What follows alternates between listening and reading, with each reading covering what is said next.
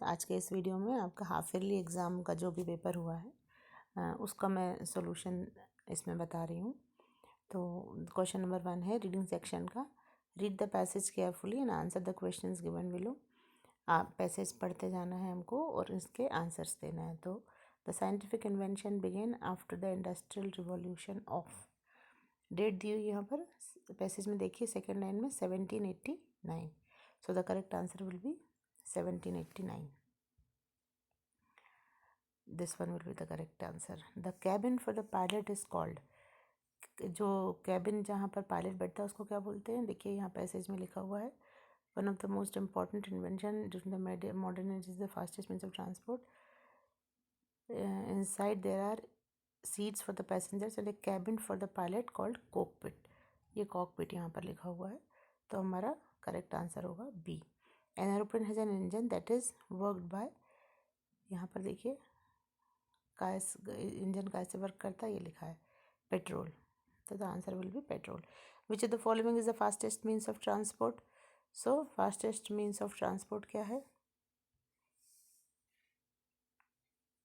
Aeroplane. So this will be the right answer.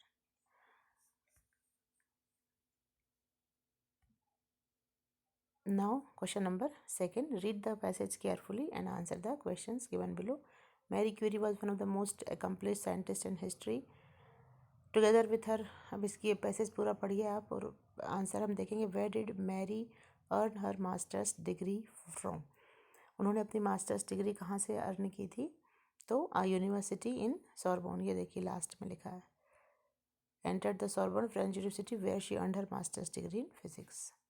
और उसने physics में मास्टर डिग्री अपनी अर्न की थी. अगला, what was Mary's father? Mary के फादर क्या थे? तो उनके फादर जो थे वो फिजिक्स के प्रोफेसर थे. Marie dash left Poland and travel to France to enter the Sorbonne. अब यहाँ पर जो ये चारों ऑप्शन जो हैं वो पैसेज में हमको कहीं नहीं मिल रहे हैं.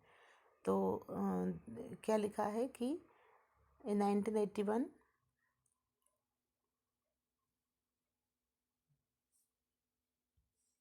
ये देखिए यहाँ पर she डेफिएंटली.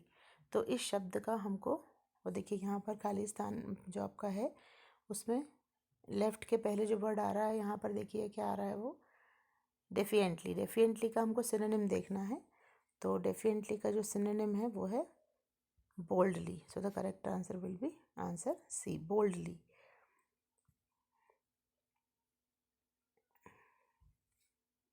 Mary Curie's doctorate was in which academic discipline? काय में थी उनकी फिजिक्स में थी. उसके बाद में देखिए write the noun form of the word discover. तो noun form of the word discover is discovery.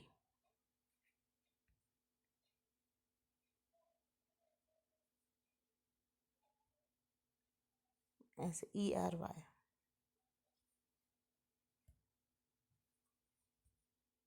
Now section B is writing. इसमें हमको क्या करना है? Read the following passage and make notes on it. और टाइटल देना है और ये 4 मार्क्स का है. तो इसके बारे में हम जब इसको पढ़ते हैं तो हम देख रहे हैं कि हर लाइन में बायोगैस के बारे में बात हो रही है. तो हमारे यहाँ पर टाइटल क्या हो जाएगा? बायोगैस. तो आप टाइटल में बायोगैस लिख सकते हैं, ये आपका टाइटल हो जाएगा. ठीक. अब हमको नोट्स बनाना है. तो सबसे पहले हम फर्स्ट पॉइंट में क्या लिखेंगे? Biogas mixture of. ये जितने भी कॉमा के साथ वर्ड लिखे हैं वो आपके 1.1 1.2 में आप लिख दीजिए. उसके बाद में आप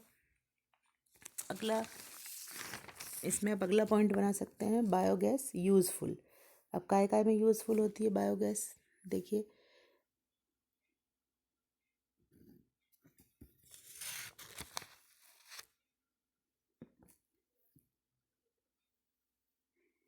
biogas is useful, non polluting है, क्लीन है और कॉस्ट फ्यूल है. ये लाइन आप लिख सकते हो. थर्ड पॉइंट में आप लिख सकते हो बायोगैस प्रोड्यूस. कहाँ से प्रोड्यूस होती है? कैटल डंग से. और इस तरह से आपके ये नोट्स बन जाएंगे. और आप टाइटल दे देना इसमें बायोगैस. फिर आपका SLC का इसमें लेटर आया है school leaving certificate, wonder of science क्या, माय हॉबी, दोनों में समझाए थे मैंने. मेरे इसमें चैनल में भी है, ईजी वे में लिखवाए थे, उसको आप देख सकते हैं। Question number 6, on the basis of the picture given below describe how we can keep our self fit and healthy in about 75 words.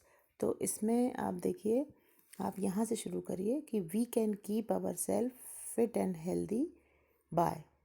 अब इसके बाद में आप बाय, पहला क्या दिख रहा है आपको, ईट हेल्दी, तो बाय ईटिंग हेल्दी फूड, है ना, ये फूड दिए हुए हैं सारे। सेकंड में क्या दिया हुआ है, योगा, तो वी शुड, हर चीज़ में आप शुड लगा के बनाइए। We should do exercise regularly, we should not smoke, and we should visit या we should go for regular checkup. तो इस तरह से ये आपके 4 वो बन जाएंगे। अब सेक्शन सी आता है हमारा grammar.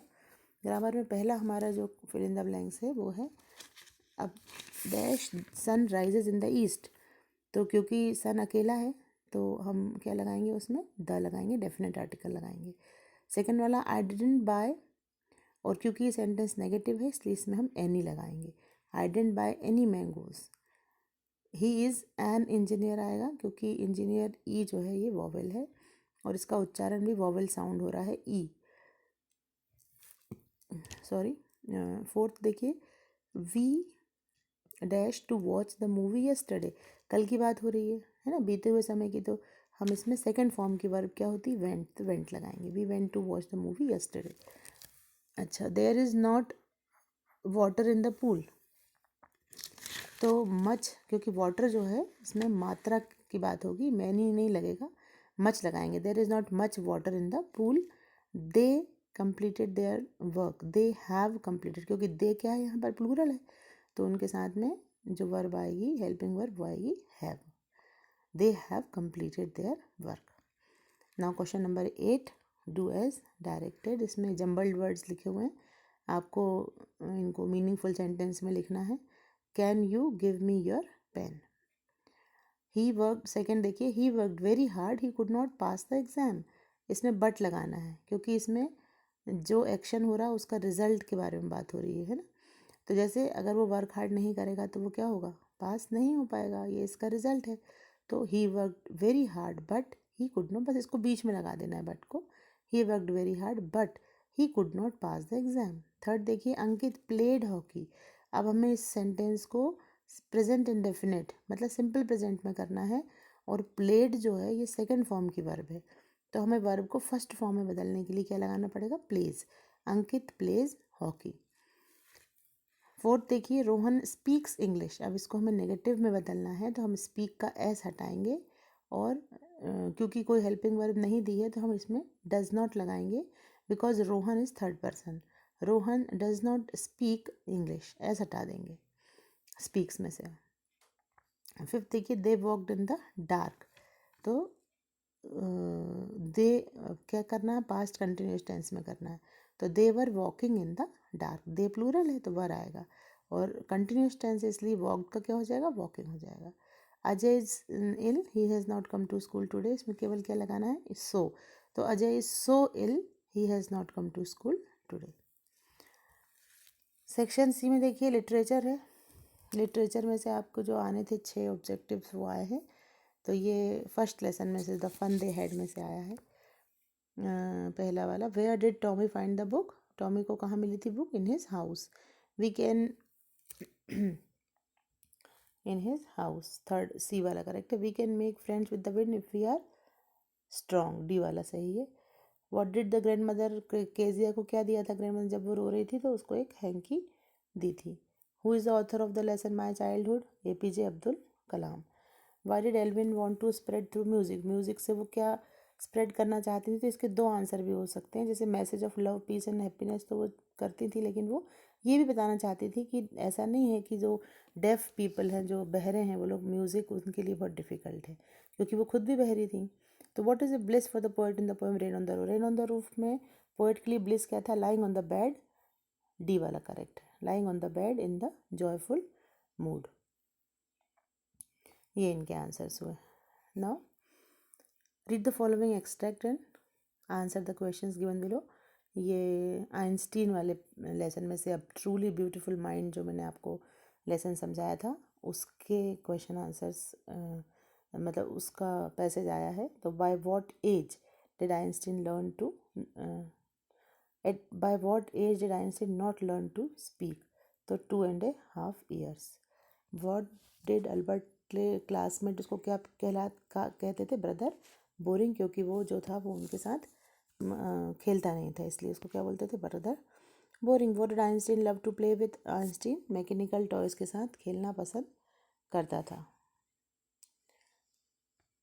Now, read the following extract and answer the questions given below। ये रेन ऑन द रूफ की पोम आई है, और from which poem the above extract has been taken? तो rain on the roof is the correct answer. The opposite of the word bliss is curse. Bliss मतलब blessing होता है, और कर्स मतलब शाप होता है। अब देखिए, where do the shadows hover? तो ये लाइन में लिखा है shadows hover over all the starry spheres. तो क्या आएगा? Correct answer is B, starry spheres. Now where is the book? Telebook. Any 6 देना है हमको, 12 मार्क्स के हैं, मतलब एक क्वेश्चन हमारा 2 मार्क्स का है। What is a telebook? Telebook क्या होती है? तो इसका एक सिंपल हम शॉर्ट आंसर लिखेंगे कि टेली बुक जो होती है वो बुक ऑन स्क्रीन, बस इतना लिखनी है। वेयर डिड बिस्मिल्लाह खान कहाँ मिला था उनको first break? All India radio in Lucknow. Who were the people in Kezia's family? Kezia की फैमिली में कौन कौन था? फादर, मदर और ग्रैंड मदर।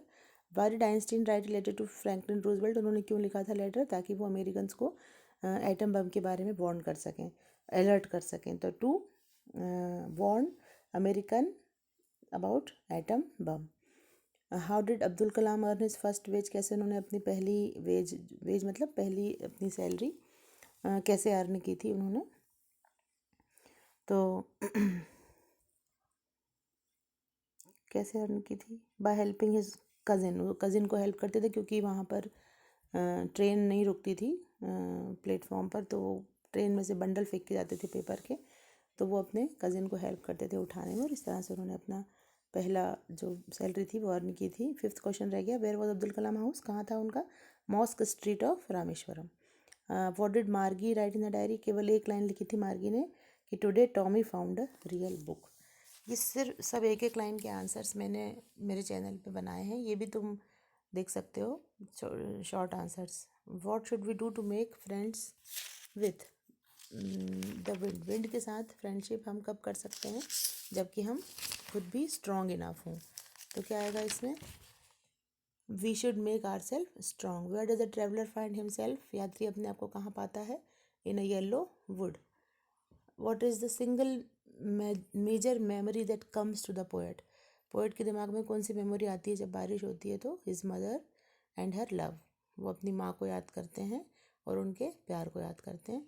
अब देखिए, ये जो आंसर्स हैं 30 वर्ड्स में लिखना है, एनी टू। तो फर्स्ट है in the fair the child wants many things. What are they? वो क्या क्या देखता है? बलून्स देखता है, स्वीट देखता है, टॉयज देखता है ना, फ्लावर्स देखता है। ये आप लिख लीजिएगा, मैंने लिखवाए हैं ये सब। How does Tommy describe the old kind of school?